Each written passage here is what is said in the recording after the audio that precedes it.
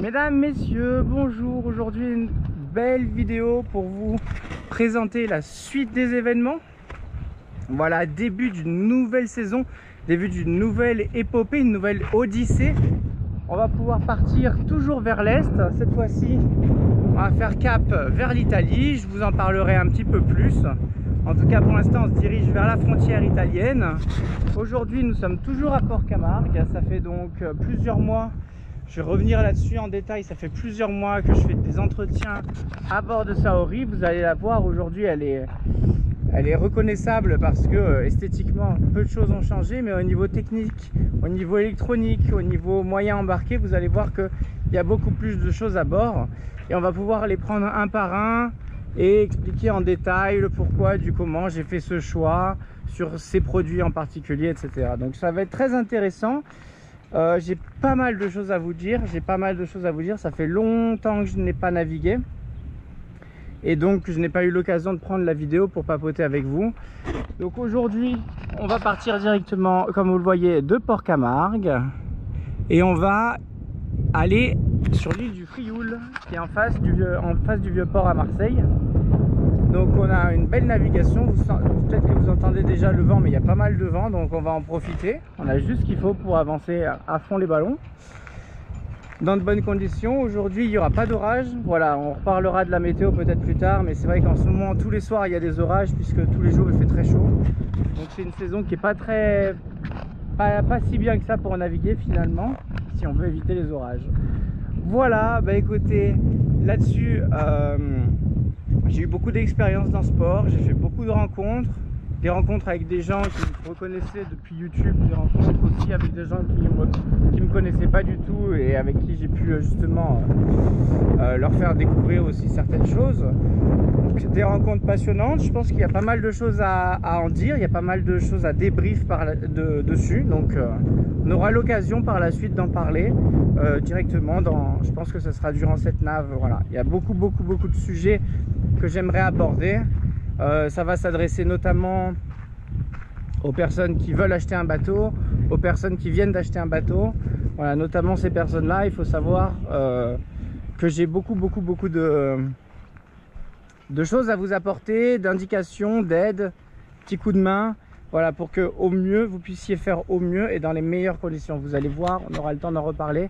Mais c'est vrai que malheureusement, ceux qui n'ont pas la chance de passer par ce genre de procédure, ou alors qui n'ont pas la rigueur de passer par la procédure scolaire classique, malheureusement il y a énormément de méconnaissances le premier jour où ils partent en mer, et à peine les amarres larguées, les problèmes commencent, et vous allez voir que les problèmes peuvent commencer avant même la sortie du port. Voilà, donc j'ai envie de revenir là-dessus. Moi, mon but, je sais très bien que je m'adresse aujourd'hui à travers cette vidéo, non pas à des experts de la voile, mais très souvent à des gens qui veulent débuter ou viennent d'acheter un voilier.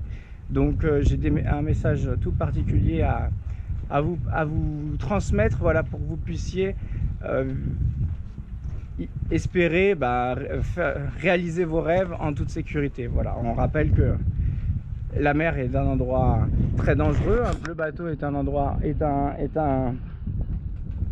assez compliqué. Un voilier à manœuvrer dans un port, c'est très compliqué, il y a beaucoup de choses qui rentrent en compte, et si vous n'avez pas les bases, les rudimentaires, vous risquez gros. Voilà, pour vous, pour les autres bateaux, etc. Donc pour ceci, je vais encore une fois repartir un petit peu des rudimentaires et vous expliquer exactement quoi faire pour pouvoir naviguer, faire vos premières navigations en sécurité au maximum. Voilà, bon écoutez, aujourd'hui on va voir Saori directement, qui trône juste là, avec qui j'ai fait beaucoup d'entretiens.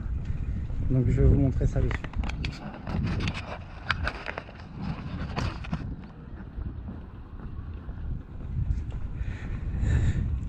Tadam! Voici la princesse qui trône. Voilà, bon, on aura le temps d'en reparler. Je vous ferai tout le check-up après. Là on peut voir déjà que vous admirez ce magnifique polish. J'espère que ça se voit bien. Et celui-là, vous le connaissez, hein, de toute façon.